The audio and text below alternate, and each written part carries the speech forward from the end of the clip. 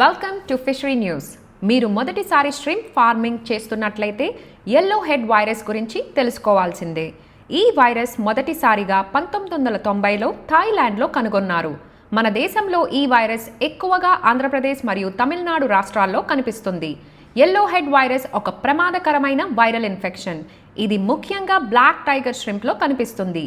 నీటి ద్వారా లేదా ఇన్ఫెక్టెడ్ ష్రింప్ ద్వారా ఇతర ష్రింప్స్కి వ్యాపిస్తుంది. ఈ వైరస్ ష్రింప్లో ఎక్కువగా పోస్ట్ లార్వల్ స్టేజ్లో ప్రభావం చూపిస్తుంది.